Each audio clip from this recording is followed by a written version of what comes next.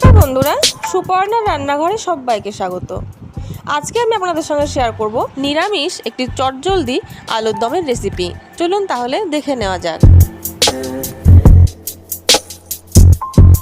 প্রথমে একটি মশলা বানিয়ে নেব। তার জন্য নিয়েছি 4টে কাঁচা লঙ্কা, 1 ইঞ্চি মতন আদা, 5 থেকে 6টা কাজু বাদাম আর 1 চামচ মগজ। এবার এই সব কিছু একসঙ্গে খুব ভালো করে বেটে নেব। আর আমি এখানে হাফ কিলো আলু খোসাগুলো ছাড়িয়ে একটু বড় বড় করে এইভাবে কেটে নিয়েছি। এবার গ্যাসের ওপর একটা কড়াই বসিয়ে তার মধ্যে দিয়ে দিচ্ছি 4 টেবিল চামচ পরিমাণে সর্ষের তেল।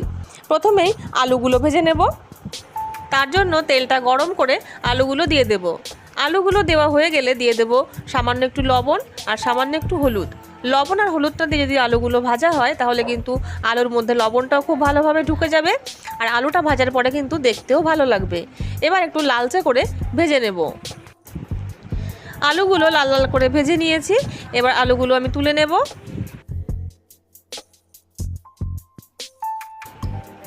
আলু ভাজার পরে যে তেলটা রয়ে গেছে ওই তেলে রান্নাটা করে নেব।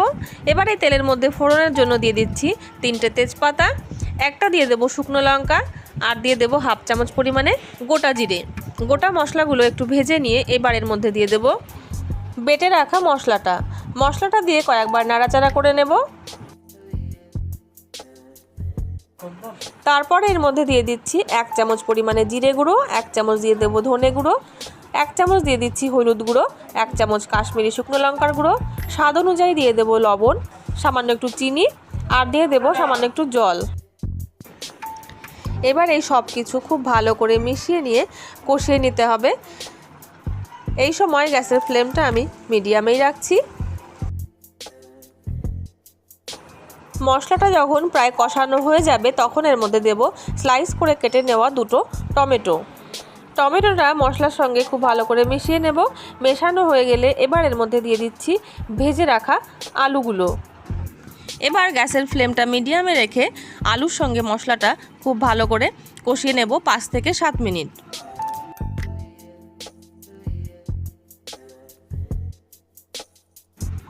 যখন এইরকমভাবে তেল ছাড়তে শুরু করবে তখন এর মধ্যে দিয়ে দেব আমি জলটা দিয়ে গ্যাসের ফ্লেমটা আমি হাই করে দেব।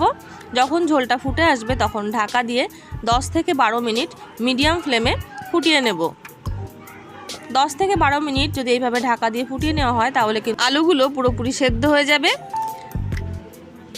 ঝোলটাও কিন্তু অনেকটাই ঘন হয়ে এসেছে। এবার একদম শেষে দিয়ে দেব 1 চামচ পরিমাণে গরম মশলার গুঁড়ো দিয়ে খুব ভালো করে মিশিয়ে নিলেই তৈরি হয়ে যাবে আমার আজকের রেসিপি নিরামিষ আলুর দম।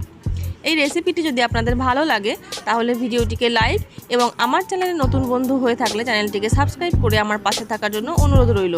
চলে আসবো অন্য কোনো নতুন রেসিপি নিয়ে আপনাদের সামনে। ততক্ষণের জন্য নমস্কার। সবাই ভালো থাকবেন, সুস্থ থাকবেন।